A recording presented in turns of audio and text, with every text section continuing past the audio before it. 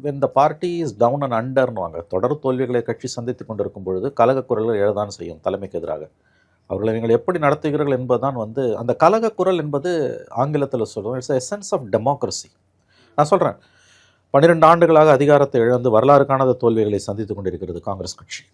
அந்த காங்கிரஸ் கட்சியில் இருக்கக்கூடிய சசி தரூர் நாளும் பொழுதும் சோனியா காந்தியும் ராகுல் காந்தியும் காங்கிரஸ் தலைமையை எவ்வளோ இம்சை கொடுக்க முடியுமோ இம்சை கொடுக்குறாரு. எங்கே அடித்தா அவங்களுக்கு வலிக்குமோ அங்கே அடிக்கிறார்.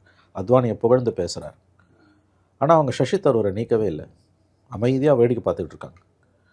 வள்ளமாக அவரோட சிறகுகளை வெட்டுவாங்க, அவர் காலுக்கு இருக்க நிலத்தை உருவுவாங்க. அது நடக்கும். பட் அவர் அவுட்ரைட்டாக தூக்கி வெளியில் போடலை.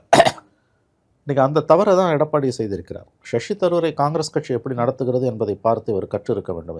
தொடர்ந்து நீங்கள் தோல்விகளை சந்திக்கும் பொழுது இது கண்டிப்பாக இத்தகைய அணுகுமுறை உங்களை எதிர்ப்பவர்கள், உங்களுக்கு எதிராக கலகக்குரல் எழுப்பவர்களுக்கு ஒரு ஸ்பேஸ் நீங்கள் கொடுக்கணும். கலைஞர் கருணாநிதி அதை தான் செஞ்சார். அவங்களுக்கு ஒரு ஸ்பேஸை கொடுத்துடணும். ஆனால் அதிமுக அப்படி பழக்கமே இல்லையே சார். பழகிக்கொள்ள வேண்டும். தான் ஜெயலலிதா இல்லை என்பதை அவர் உணர்ந்து கொள்ள வேண்டும்.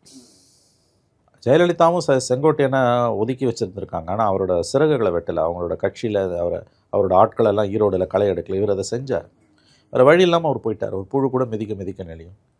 ஆகவே லாபம் தாவேக்காவுக்கு, நஷ்டம் அதிமுகவுக்கு. செங்கோட்டையனுக்கு ஏதாவது லாபம் இருக்கிறதா என்பது போக போக தான் தெரியும். லாபம் தாவேக்காவுக்கு கண்டிப்பாக, நஷ்டம் அதிமுகவுக்கு கண்டிப்பாக. பட் செங்கோட்டையனுக்கு ஏதாவது லாபம் இருக்கிறதா என்பது போக போகத்தான் தெரியும்.